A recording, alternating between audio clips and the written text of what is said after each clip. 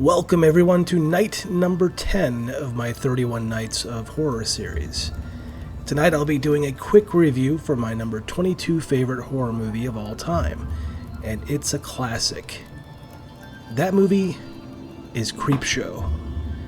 CREEPSHOW is a 1982 horror anthology movie written by Stephen King and directed by George Romero, two powerhouses of 80s horror.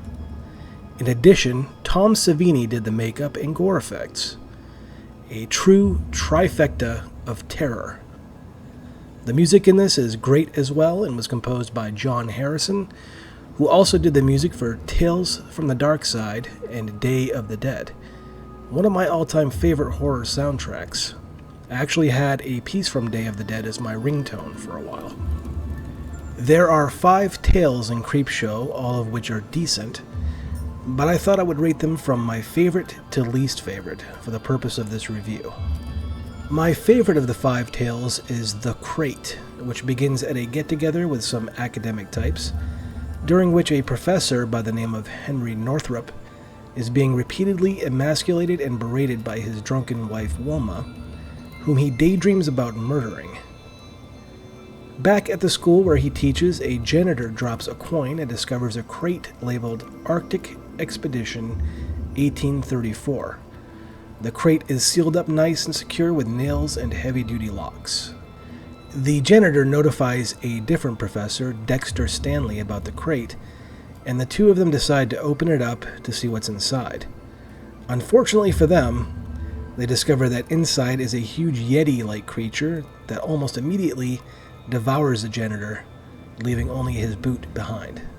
The creature then devours a student, at which time the panicked professor calls his colleague Northrop so that he might assist him in getting rid of the beast.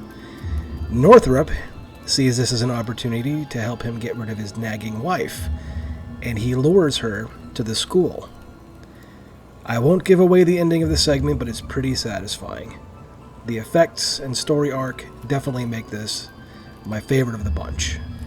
My second favorite story would be The Lonesome Death of Jordy Verrill. This one stars Stephen King, who usually cannot act worth a damn, but does a really good job here. He plays a farmer that observes a meteorite falling, and upon going to investigate, daydreams that he'll be able to take it to a local college to sell for possibly as much as $200. When he touches the meteor, he becomes infected and begins to sprout weeds from his very pores. In addition, his whole home becomes completely engulfed in foliage. This one is a whole lot of fun, and I really enjoy the comedic aspect of King's character. The makeup effects are very well done as well. Definitely one of the highlights. My third favorite would be Father's Day. It's about a criminal old man that has amassed a fortune from all the crimes he's committed. When we meet him, he is slamming down his cane and demanding his Father's Day cake be brought to him. He verbally abuses his caretaker daughter, Bedelia, to the point in which she has had enough and murders him with a heavy ceramic ashtray. Every year since then, she comes back to the estate on Father's Day to have dinner with the rest of her rich and scheming siblings. On this particular occasion, Bedelia stops by the cemetery where her father is buried and spills some whiskey on his grave by accident. The whiskey somehow awakens her dead father as a zombie, and he immediately chokes her to death. He goes on to hunt down other members of the family, all in search for his missing Father's Day cake. The maggot-infested zombie effects in this story are excellent, and it's all around a perfect tale to start off the anthology. My fourth favorite is Something to Tide You Over, and is about a rich man played expertly by Leslie Nielsen, who discovers his wife is having an affair.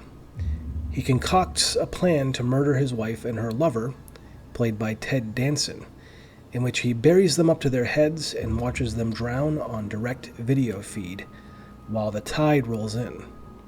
As you can probably guess, things do not go completely according to plan. I can't stress enough what a good job Leslie Nielsen does as the villain of this tale, which was surprising to me as he is mostly known for his comedic work.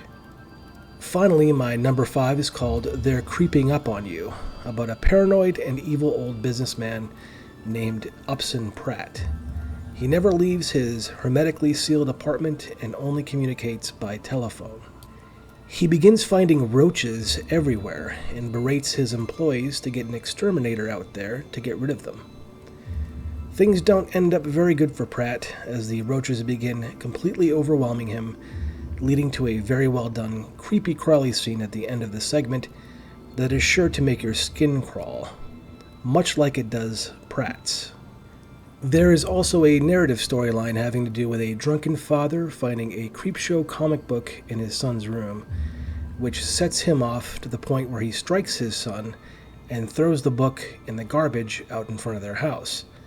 This has a very satisfying conclusion as well at the end of the film. And that is my rating for all the tales in CREEPSHOW. Thank you everyone for watching. Tune in tomorrow night for my number 21 favorite horror movie of all time. Until then, keep it sleazy.